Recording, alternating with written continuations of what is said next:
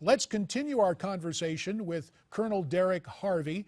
And also, let's invite in Ryan Mauro, who is National Security Analyst for the Clarion Project.org. Gentlemen, we thank you both for joining us. And again, we issue the caveat. The situation remains fluid, but hearing from our own John Bachman that these two incidents have reached their conclusion with the law enforcement officials taking out the perpetrators in both cases and apparently freeing the hostages in both venues. This has to be very gratifying news. Ryan Mauro, first to you for your initial reaction. Well, it's obviously great news since this had such a potential to end in an even greater disaster. But while I'm happy about that, to some degree, the terrorists have already achieved their objective, which is not just to grab headlines, but to encourage self-censorship, to get the media not to print these cartoons, for example, that they feel should be banned around the world in compliance with their ideology. So even though this may end in what counterterrorism personnel may say is a success and that the hostages survived, the terrorists overseas are still going to be touting this as a victory. And that leads me to return to Colonel Derek Harvey. Colonel, before Ryan joined us, you said something about the adherents of Islam and the deeply rooted feelings about any portrayal of the Prophet Muhammad in really any venue. I want to make sure I understand you correctly. You heard what Ryan had to say about freedom of expression, and I believe commonly the term is called in these in what we call First Amendment cases here in the United States, a chilling effect. How do we reconcile these two very different visions, Colonel Harvey? Well, it's very hard to do, and it's interesting because you have a Washington Post editorial by Fareed Zakaria who makes the point that there is no such thing as blasphemy in the Quran, and that this is all taken out of context and it doesn't represent Islam. On the other hand, there are those scholars as well as practitioners who deeply believe in this, and it's rooted in society. It's believed by the radical jihadists for sure, as we see how they take action, but it's also part of law in places like Pakistan. So this is a real challenge, and this is in some ways a clash, and we don't really have a good path forward, and the self-censorship issue is a problem. We see it already with the Associated Press and other websites taking down cartoons or things that might be perceived as insulting Islam.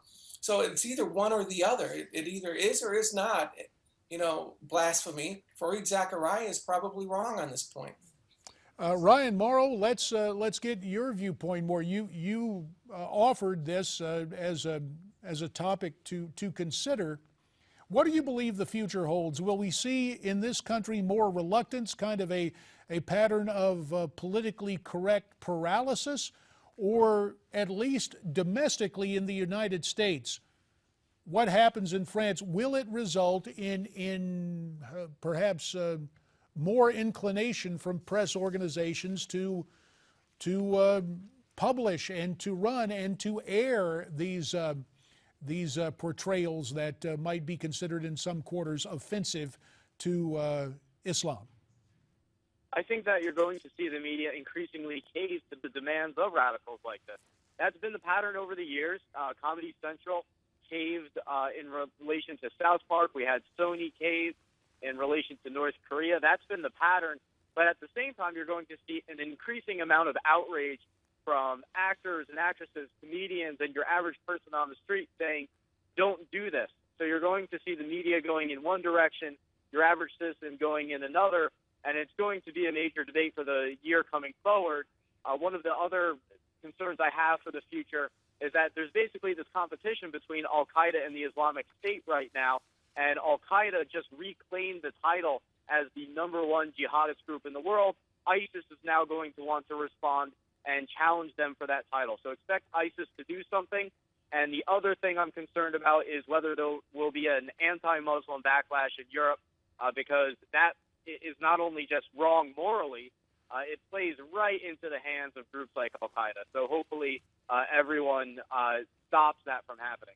Colonel Harvey, let me turn back to you because, again, Ryan has outlined another cause for concern. We saw an initial response from ISIS earlier today in what could almost be called a PR battle. ISIS coming out following these different attacks, claiming credit for them when apparently the affiliation seems to be Al-Qaeda in the Arabian Peninsula. Is this more than inter-terror rivalry? How do you interpret these different claims of responsibility, Colonel Harvey? Well, I think we're making way too much of the Al-Qaeda or ISIS links to this at this point. Clearly, they both desired this outcome. They're going to try and take advantage of this outcome and get credit for it. But I think we will have to learn much, much more before we'd understand what any linkages existed between this operation and the individuals in Al-Qaeda or ISIS. Keep in mind, the perpetrators of the attack against the magazine site, they have been involved for over a decade. They've been imprisoned in one case. They have been closely aligned with GIA from Algeria that was involved in extensive bombings in Paris back in the 90s, and also partnering up with an individual who was behind an Al-Qaeda inspired attack against the U.S. Embassy in Paris. So there's different linkages here, different legacies. It's going to take a while to sort this one out. These guys were motivated, but they weren't very professional. I think we're going to learn that these guys really aren't that good. Initially, there were reports that, oh, it's such a professional attack, it had to be Al-Qaeda. They made far, far too many errors to make this a professional hit.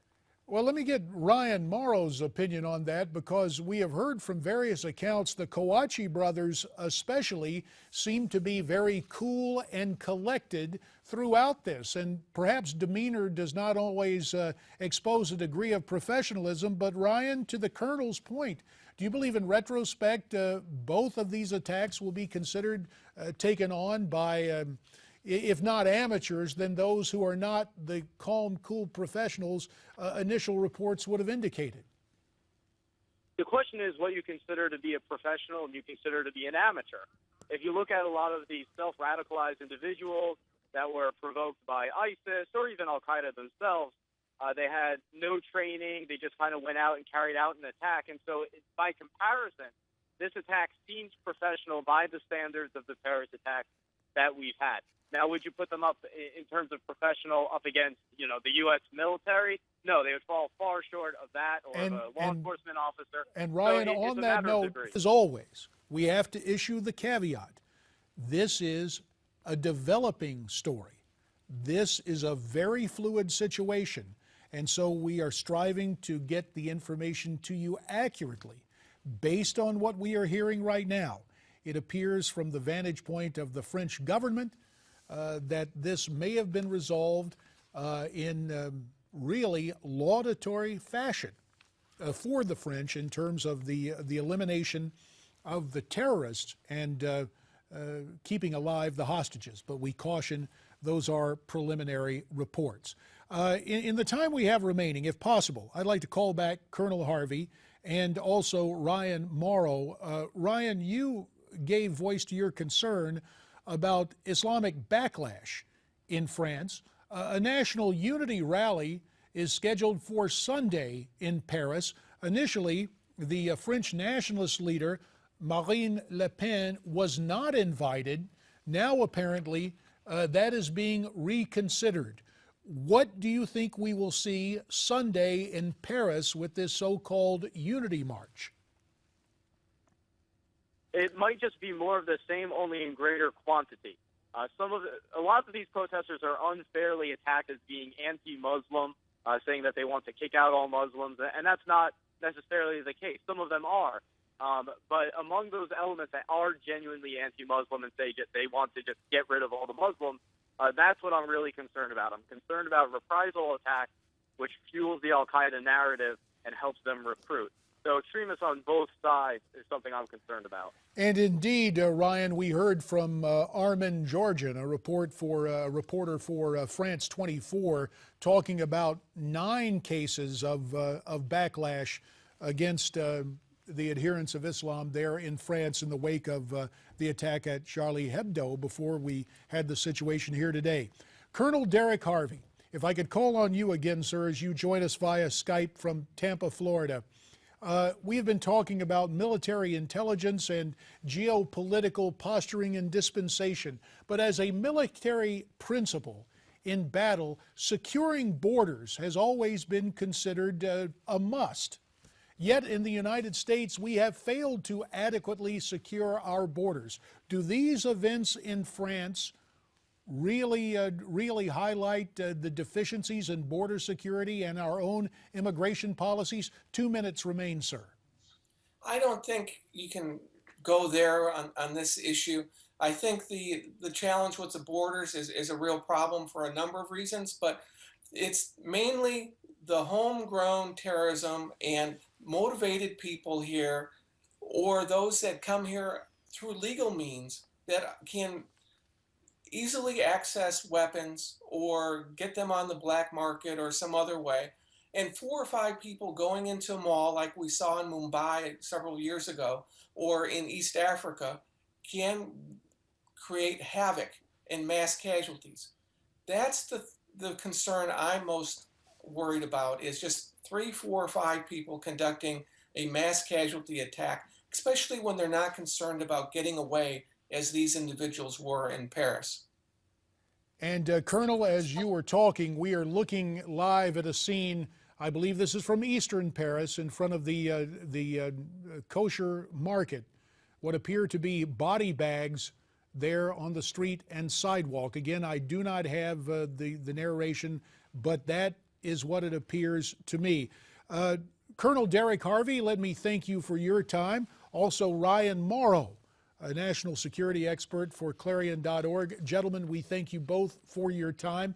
To say the least, it has been an eventful edition of America's Forum with what appears to be a very encouraging outcome from these 2 attacks in France. To repeat what John Bachman just told us, it appears the Kouachi brothers are dead. It appears at least one of the attackers of the kosher market is likewise dead. There is more to come on this story. Ed Berliner follows us with Midpoint. We'll be back Monday, 9 in the East, 6 in the West. For now, J.D. Hayworth, stay brave, stay free, stay tuned.